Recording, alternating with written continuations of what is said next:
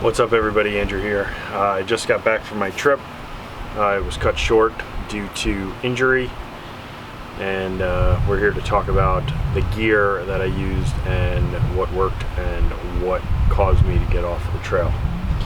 I did accomplish part of what I wanted to do. I wanted to go hiking. I wanted to go backpacking, and I did. I wanted to do 85 miles. I wound up only doing 31. I went to Springer to Gooch Gap, 15.7, and then Gooch Gap to Neal's Gap, and that was another 15 point something or other. So, but I wound up hiking 35 miles in 2 days. But by the end, when I got to Neal Gap, I could not continue. Called for a ride, drove past Atlanta, slept, woke up, drove home. Here I am. I could barely walk this morning.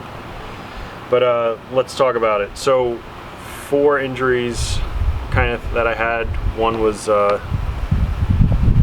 pre-existing. I got some plantar fasciitis in my left foot, which was just incredibly aggravated. And then I developed a blister under my right big toe, right in one of the creases. So it was pretty painful. It was right on a pressure point. So the shoes, the Cascadias that I used, I don't know, because I have a different pair and I wore them all the time, and I did not have a problem with them. So I don't know if it was the shoe, maybe it was the sock. It was some Smart Wool PhDs that I wear all the time at work, and I never had a problem until I hiked a great distance. So I'll give it another try eventually, but I didn't want to continue because these got soaked on my way down from Neal Gap, and I also developed a blister on my right heel. So just continuing with that would not have been smart. The shoes are still wet, and they've been sitting in this 100-degree truck bed for 12 hours or longer. So that was the first mishap that I had. And then not all glum. These were my clothes. These are part of my sleeping clothes. These are the Smart Wool long johns, which were great to sleep in. And then this isn't even dry yet. I've been off the trail for 24 hours now, or no, 20 hours, and I hung this up in the hotel room last night. It's still wet. Things just did not dry. Underwear, Smart Wool underwear, merino wool, supposed to dry. It's supposed to dry, but it didn't. And then the REI shorts, they're still damp. More socks. They're filthy, and they're still wet. Everything is wet. It poured for like the last hour. And this was a bandana that I had that I used to wipe sweat off, and it just started to smell. So the clothes, what I thought would dry, did not dry. And I put on cold clothes yesterday morning when I started hiking, and that was a shock to the system. This was just an orange bandana that I bought for visibility, but probably didn't need it. Everything, I didn't have any problems with, any trouble with hunters potentially. We'll go over the gear. Having the water bottles up here were pretty nice. I definitely drank a lot of water, more water than I normally do. I had 3 liters total with me on, pretty much full at all times, and it was nice. Did not feel dehydrated at any point. Tent stakes and tent.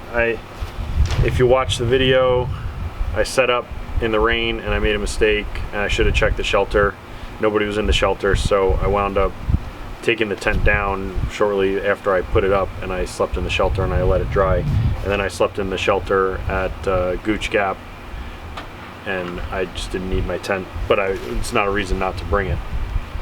We'll go through the stuff at the top. The Sawyer squeeze worked really well. No problems filtering. I do want to get a stuff sack to match, because this it was too loose in here. It wasn't compact enough. Toilet paper, I only had to go number 2 at the privy, so I didn't really have to use the spade, the shovel. Toilet paper and hand sanitizer work just fine.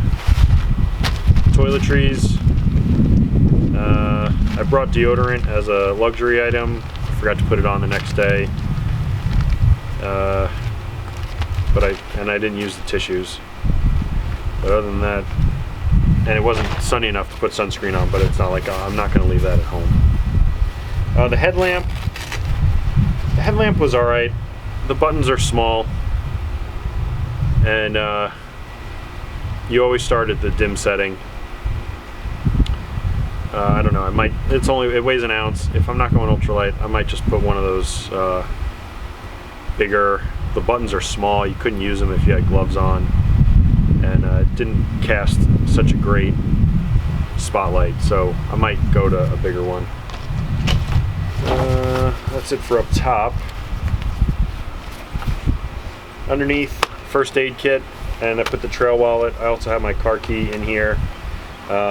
First aid kit I didn't have to use, although if I was hiking today, I probably would have put some moleskin on. I could have hiked in the blister with the blisters, but there was another injury which I'll get to shortly. Sit pad was actually pretty nice. Just cushions your tush a little bit, especially with the picnic tables that were wet.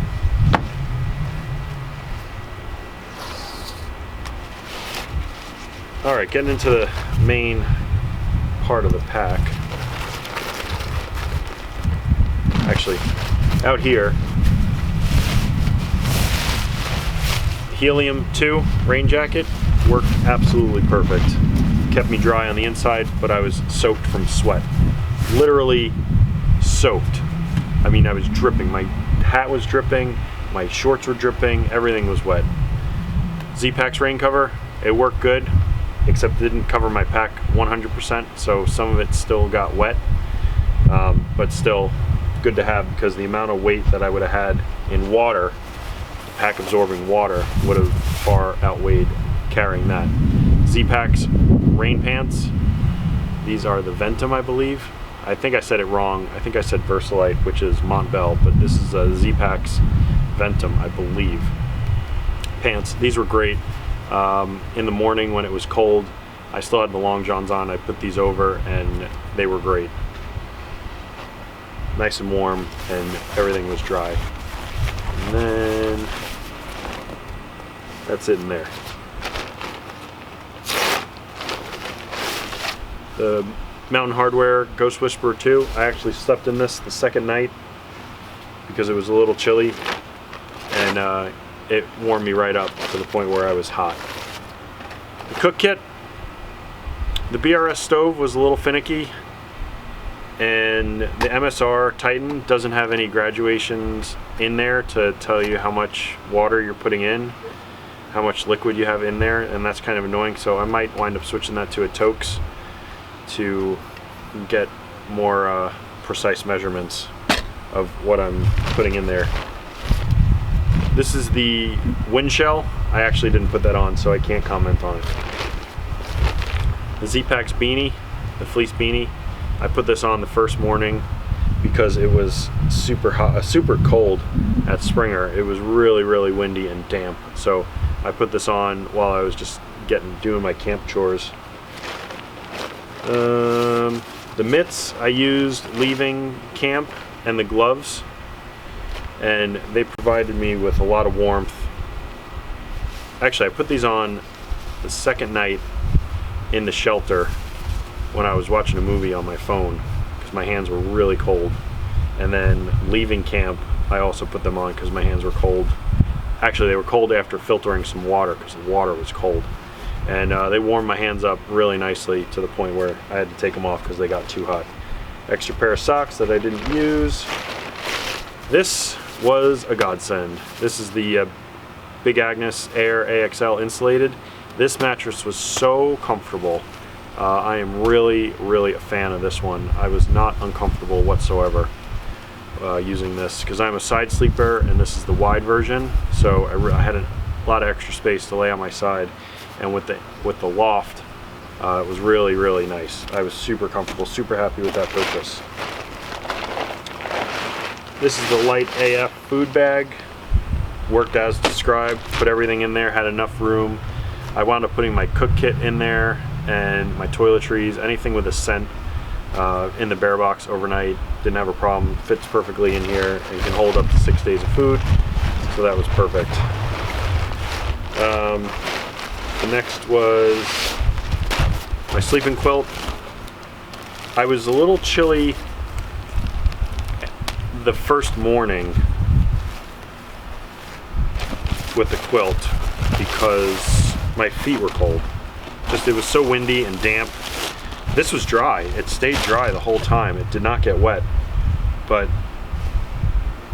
my feet were cold, and I was debating picking up some socks, but then when I got to Neil Gap, but the second night I was nice and warm. I didn't have any problems being cold overnight, so I think it was just reached the limit with that. So if I do camp in colder weather, I'll probably just add some wool socks instead of the thin microfiber ones, and I should be good.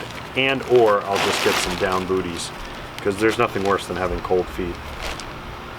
This one, I think I mentioned it before, I like having the Velcro at the top versus this. I feel that when you compress it down, it doesn't, and when you compress it down, it pops open, and it's kind of annoying, but I'll still continue to use it.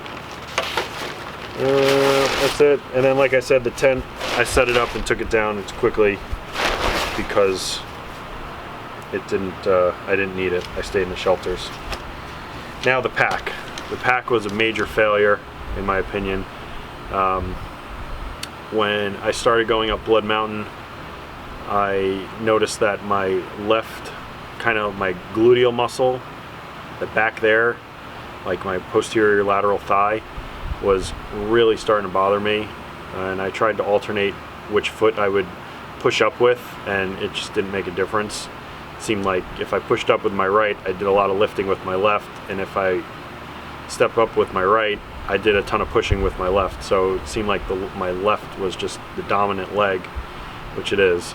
And by the time I got to Blood and I started going down that 2 miles, my leg was just absolutely done. It was causing me to have a little knee pain on the left.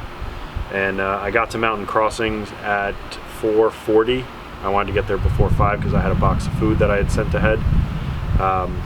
Bill, the guy that everybody says will fit you for a pack better than anybody else, just took one look at me and said, your pack's riding low, and it was sitting below the iliac crest.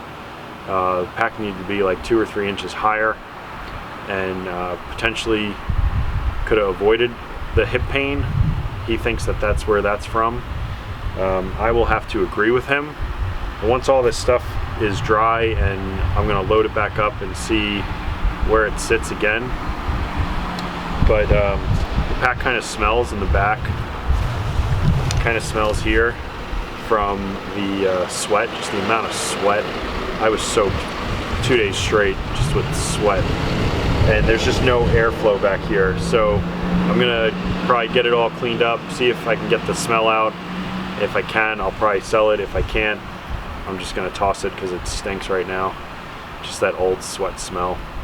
And invest in something new that has a totally greater amount of airflow behind my back, just to kind of cool it off. So that's it. I mean, I was pulled off the trail because of my body. For the most part, everything worked really great, and I can't wait to get out there again and reprove to myself that I can do it without injury. Whether I just went too hard, too fast, I don't know, or if it was the pack and the shoes or a combination, I don't know. So the only way to figure it out is to just get back out there and try it again. So with that, I'm going to sign off, and we'll see you in the next video.